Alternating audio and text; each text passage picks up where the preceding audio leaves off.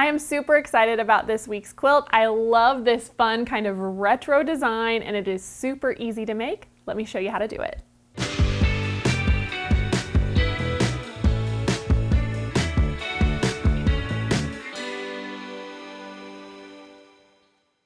This quilt comes together quick and easy, and in order to make it, you're going to need one package of 5-inch squares. I use Shadow Play Spectrum by Maywood Studios. It's just this great kind of textured rainbow palette. I think it's really beautiful. You're also going to need 2 1/3 yards of white and 1 1/4 yards of black fabric and some of our So Light Fusible. I'm also using our nesting flower template. You get both of these sizes. We'll be using the small for today's project. So let's go ahead and get started. All right, so first things first, we are going to make some strip sets. So from our black fabric and our white fabric, we are going to cut some 2.5-inch strips by the width of fabric. And the first set, we're going to do light, dark, light. And the second, we are going to do dark, light, dark, just the opposite. And so you're gonna sew this full length until you have strip sets that look like this. So here's our darks, and then of course our lights, just like so. So let's go ahead and move these other strips out of the way since I have those sewn. And then we can cut these into our segments that we need. And if you want to, you can leave these folded so you get 2 cuts at a time. You just want to make sure that they are lined up nice and straight. If that makes you nervous, just open them up and just cut 1 at a time. So I'm just going to have those lined up and make sure they're straight on my mat. And then we'll trim off our selvage, just like so. And then we are looking for 2.5 inches. So come over 1, 2.5. We'll just make a few cuts here. And you'll just go the full length of your strip and keep all of those in a pile. Then I'm going to go ahead and move on to the other set, our opposites. And so same as before, we're just going to line this up nice and straight. Trim off our selvage, make sure I come back far enough to get the one underneath. I'm just going to shift that a little bit. There we go.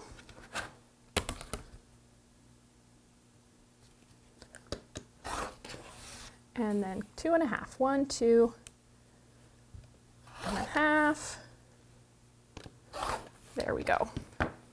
And so I have a bunch of these already cut, as you can see. So we'll just add those to our piles and move these out of the way for now. And so then we're going to start with our light, dark, light, and we'll bring in one of the others and finish it up here. So you're going to need twice as many of these strip sets as you do of the centers, and we can just sew these together to make our 9 patch. So let's go ahead and take it to the machine. So one thing you do want to keep in mind is these seams in the middle should kind of nest up. So I always just feel that with my fingers and make sure that they're going in opposite directions. And then now we can just sew with a 1/4 inch seam. Make sure my needle is where it needs to be. So here we go. So I'll sew to that first juncture, make sure those seams are nice and nested, and then I can pause with my needle down and make sure that the next little joint is going to match up.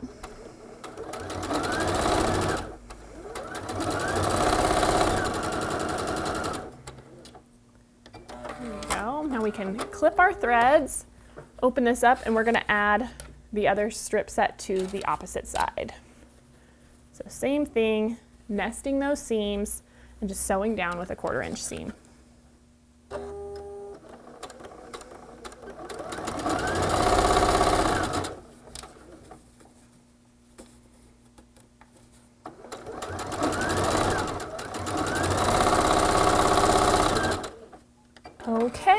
see, once we have our strip sets sewn together, that's how that's gonna look, and we can go ahead and give this a press now. So we'll take this over to the ironing board and just gently roll back those seams. We don't want to distort it, we just want to make sure it's going to lay nice and flat. Beautiful! So that's how our 9 patches are made. You're going to make 41 of these for this quilt, and now we can move on to our flowers. So that is where our charm pack comes into play. And then of course our small template. I've also cut from my white background fabric some 6.5 inch squares. And so what this is the exact same size that your 9 patch finishes up, because you want these to match together. And so if you use wider strips, you would just alter the size of your square. And you could make this quilt bigger or smaller, whatever your heart desires. But 6.5 is the number we're going with. And so I have that ready to go. And then we also cut some 4 3/4 inch squares from our fusible. And we are going to just pick some of our colors here. Ooh, this pink is really fun. And we are going to iron this onto the wrong side of our 5 inch square. And I like to cut it just a little bit smaller than our square so that we don't have to worry about any of the fusible getting onto the mat. So let's go ahead and take this over to the iron and give this a good press.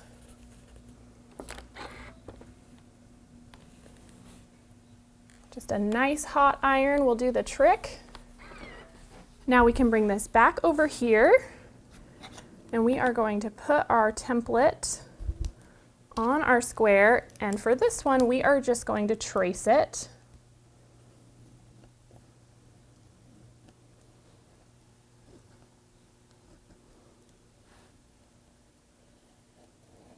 There we go. Give this a little turn just to finish off this last side.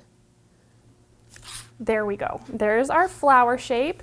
So you'll notice the template doesn't have a hole in the middle. I really decided that I wanted a little bit of that background fabric to peek through. So I decided to cut out a center circle. I wanted it to be about 1 inch, and I had this little roll of washi tape was the exact size. I'm just going to eyeball it, and then we're going to trace this inside circle. That one got a little wonky. It's not going to look pretty, but it's enough for me to know where I want to cut it. Of course, the pattern's going to have a little circle that you can trace, but if you're like me, maybe use a quarter or a nickel or whatever you have lying around, just something to trace that center circle. And so now we can go ahead and cut this out with our scissors. So we'll just go around our shape here.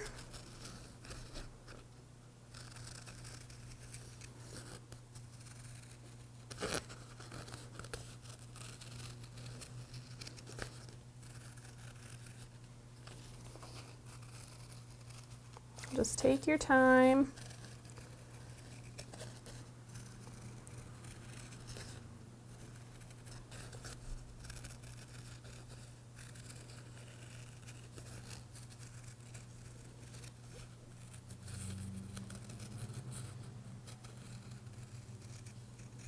There we go. We have the outside cut out. I'm actually going to switch to a smaller pair of scissors just for the inside. It makes it a little bit easier. And so I'm just going to fold this, give it a little snip to get started, and then I can go around my circle in the middle.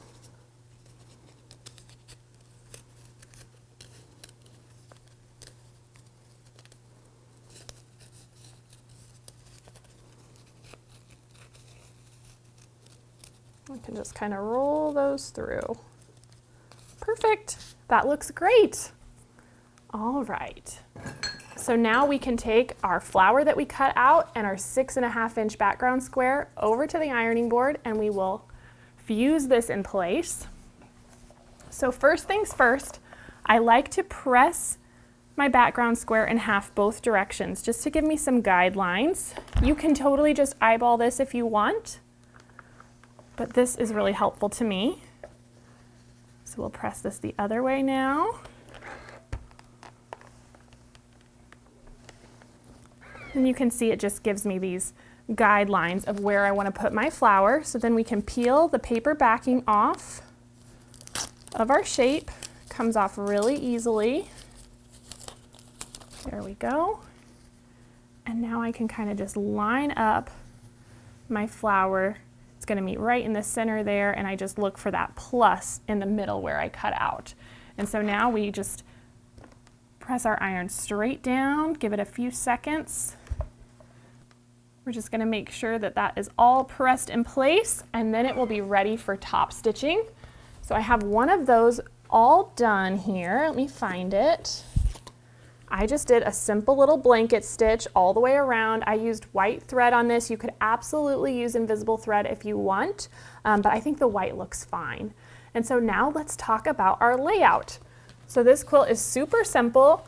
It's going to start with a 9 patch and then alternate with a flower and then a 9 patch and then a flower. And you're just going to alternate 9 blocks across and 9 down. You're always starting and ending with that 9 patch block, which means you have 41 of those and 40 of the flowers.